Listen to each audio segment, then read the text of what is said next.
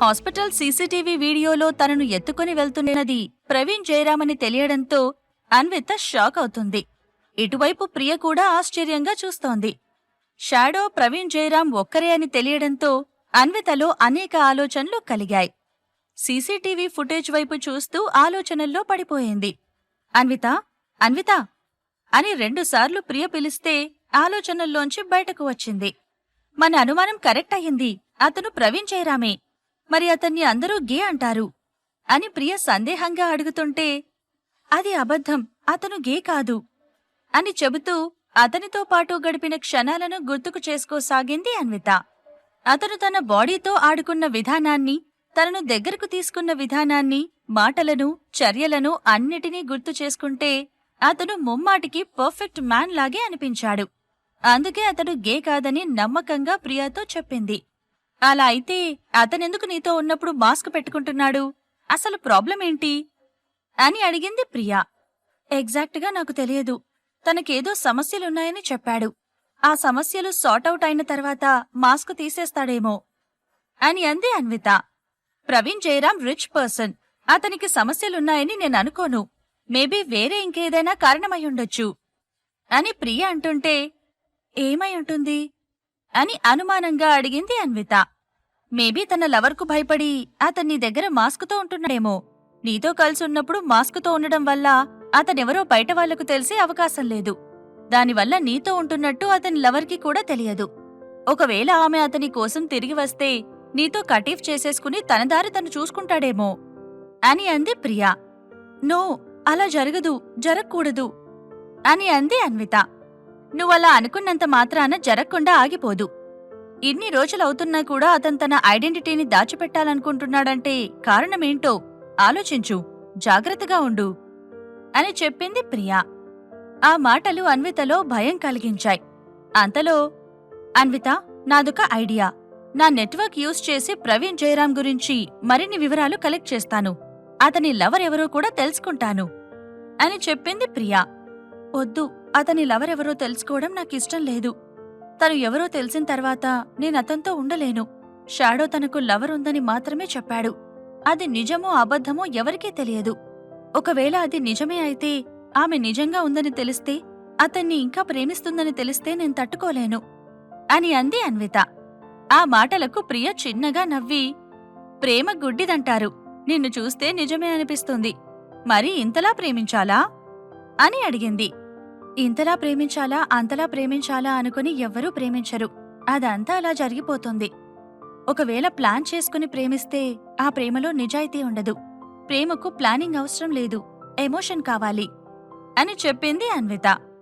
Cinema డైలాగులు కూడా నేర్చుకున్నావే అని ప్రియ నవ్వుతుండగా, ప్రేమలో పడ్డ తర్వాత సినిమా డైలాగులు అందరి నోట వెంట వచ్చేస్తుంటాయి.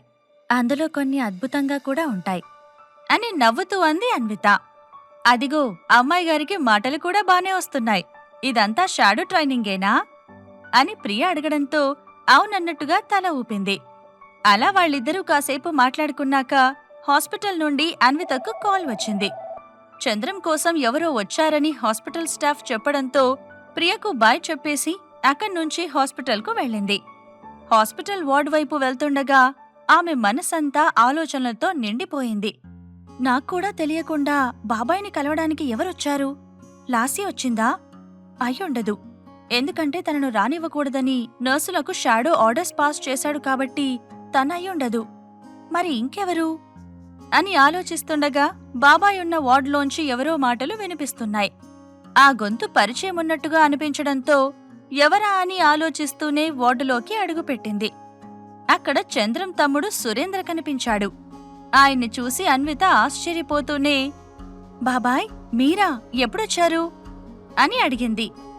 ఆయన కూడా అన్వితను చూసి సంతోషపడుతూ, బాగున్నావా అమ్మా అని ప్రేమగా అడిగాడు. నేను బావున్నాను బాబాయ్. చంద్రం బాబాయ్కే ఇలా జరిగింది అని చెప్పింది. సారీ అమ్మా, అన్నయ్యకిలా జరిగిందని తెలిసిన తర్వాత తొందరగా రాలేకపోయాను. నీకు ట్రబుల్ ఇచ్చాను. అన్నయ్య బాధ్యతలన్నీ నీపైన నెట్టాను అని ఎమోషనల్గా అన్నాడు సురేంద్ర. అదేంటి బాబాయ్ అలా అంటారు? బాబాయిని చూసుకోవడం నాకు సమస్య కాదు. చిన్నప్పటి నుండి నన్ను ఎలా పెంచారో నాకు తెలుసు. అవన్నీ నేను మర్చిపోను. అని చెప్పింది అన్విత. సురేంద్ర చంద్రానికి తమ్ముడు. ఎన్నో ఏళ్లుగా ఫారెన్లో ఉంటున్నాడు. చాలాసార్లు ఇండియాకు తిరిగి వద్దామని అనుకున్నాడు, కానీ అక్కడ పని ఒత్తిడితో రాలేకపోయాడు.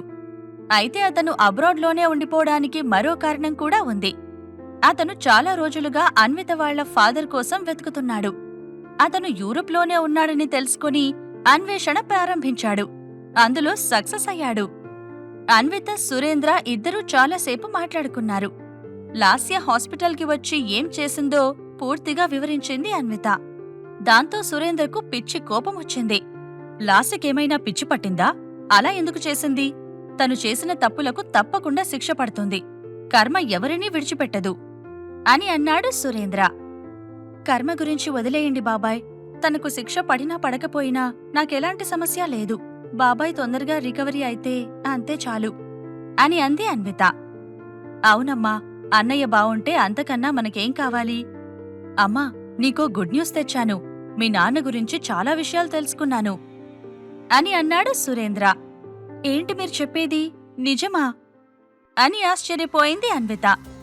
అవునమ్మా, ఇన్ని రోజులు మీ నాన్న గురించి తెలుసుకోవడం కోసం అక్కడ చాలా ప్రయత్నాలు చేశాను. చాలా కష్టపడితే విషయాలన్నీ తెలిసాయి అని చెప్పాడు సురేంద్ర. అసలు మా నాన్న ఎవరు అని ఆత్రంగా అడిగింది అన్విత. ఆయన అబ్రాడ్లో గార్డెనింగ్ డిజైనింగ్ చదువుకున్నాడు. చాలా రోజులు వాళ్లు యూరప్లోనే ఉన్నారు. ఈ మధ్య చైనాకు వెళ్లారని తెలిసింది. ఆయన గురించి నాకు తెలిసిన మొత్తం ఇన్ఫర్మేషన్ని అనలైజ్ చేస్తే ఆయన మీ నాన్న అయ్యే అవకాశముందని తెలిసింది అని సురేంద్ర చెప్పడంతో, ఇంతకీ మా నాన్న పూర్తి పేరేంటి అని అడిగింది అన్విత. కోట రాధాకిషన్, చాలామంది ఆర్కే అని పిలుస్తారు అని చెప్పాడు సురేంద్ర. రాధాకిషన్ అన్న పేరును 2-3 సార్లు మనసులోనే తలుచుకుంది. మీ అమ్మ మీ నాన్న పూర్తి పేరును మాకు ఎప్పుడూ చెప్పలేదు. తనెందుకు చెప్పలేదో మాకిప్పటికీ అర్థం కాదు. కాని మాకు తెలిసిన విషయం ఏంటంటే, మీ నాన్నను కాపాడాలన్న ఉద్దేశంతోనే పూర్తి పేరు చెప్పలేదు. నా అన్వేషణలో కనుక్కున్న మరో విషయం ఏంటంటే, మీ అమ్మ మీ నాన్నను కిషన్ అని మాత్రమే పిలిచేదని తెలిసింది అని చెప్పాడు సురేంద్ర. తన ఫ్యామిలీ గురించి ఇన్ని విషయాలు తెలియడంతో అన్వితకు హ్యాపీగా అనిపించింది. కళ్లలోంచి ఆనంద భాష్పాలు కురిశాయి. అంతలో, అమ్మా అన్విత, ఈరోజు అన్నయ్యని నేను చూసుకుంటాను, నువ్వు ఇంటికి వెళ్ళు అని సురేంద్ర చెప్పడంతో అక్కడ్నుండి సరాసరి హోటల్ రూమ్కి వచ్చేసింది. హోటల్కి వస్తున్న దారిలో ఆమె ఆలోచనలన్నీ వాళ్ల నాన్న చుట్టూనే తిరిగాయి. వస్తున్న దారిలోనే తన నాన్న పేరు ఇంకా ఇతర విషయాలను షాడోకి ఫార్వర్డ్ చేసి ఇన్ఫర్మేషన్ కనుక్కోమని చెప్పింది. అన్విత రూమ్కి రాగానే, కోట రాధాకిషన్, 52 సంవత్సరాలు, ఇదే సిటీలో గ్రాడ్యుయేషన్ కంప్లీట్ చేశాడు. ఆ తర్వాత యూరప్ వెళ్లి గార్డెనింగ్ డిజైన్లో పీజీ పూర్తి చేశాడు. చాలా సంవత్సరాల క్రితమే ఇతనికి పెళ్లయింది. ఒక కొడుకు కూడా ఉన్నాడు.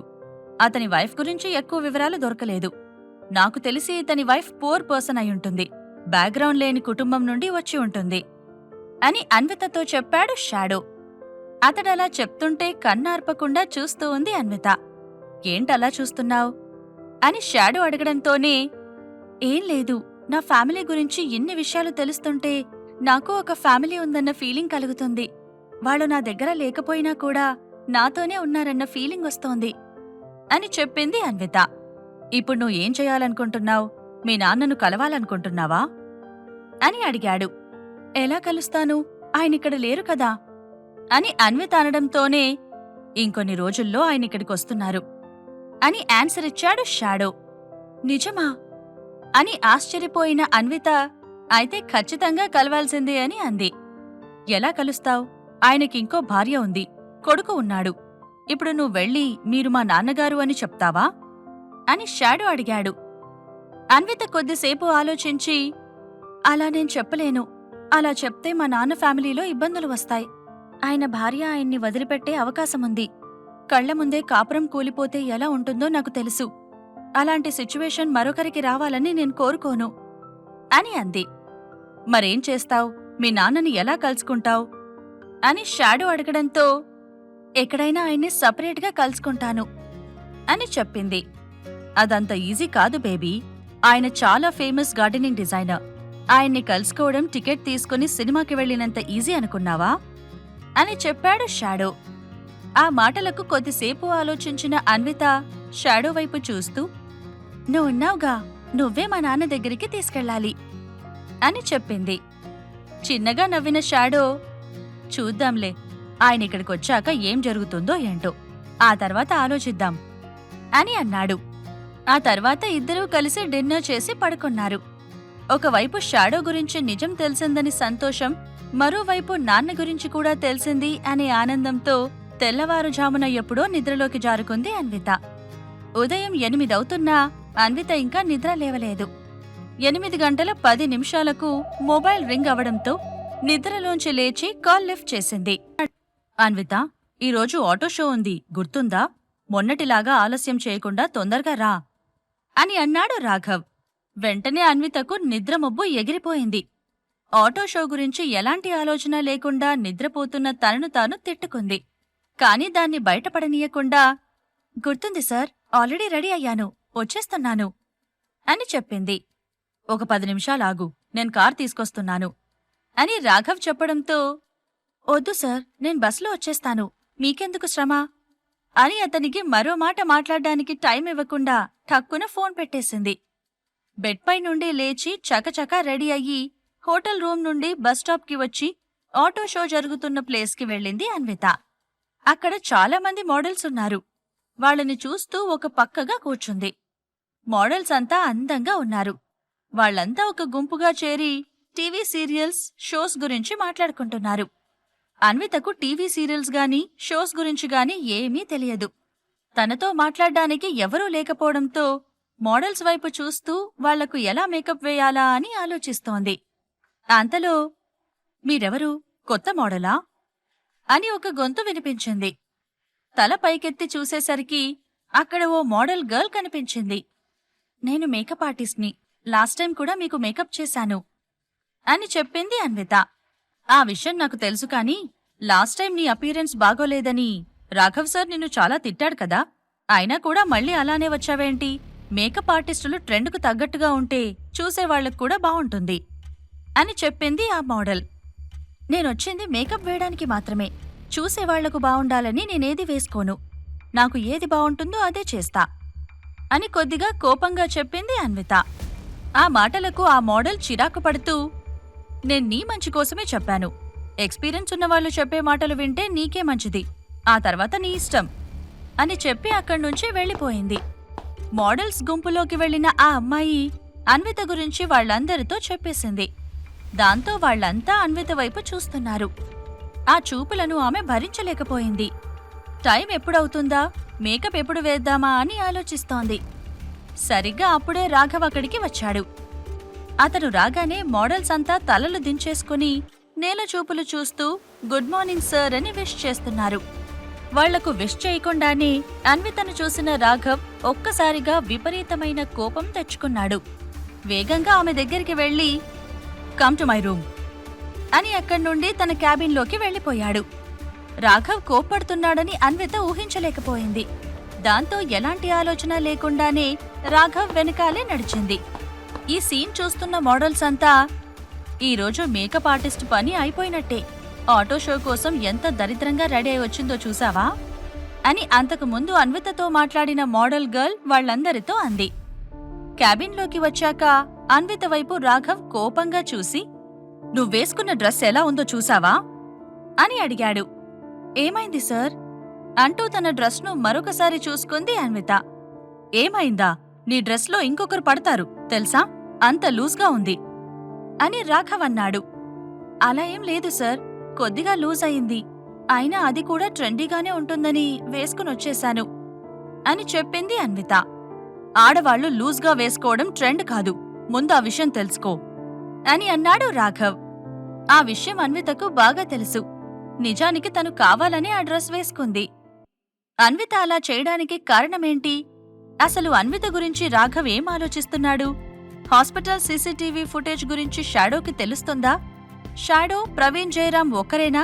ఈ ప్రశ్నలకు సమాధానాలు తెలుసుకోవాలంటే నెక్స్ట్ ఎపిసోడ్ వినాల్సిందే.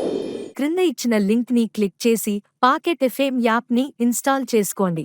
Stay tune to pocket FM.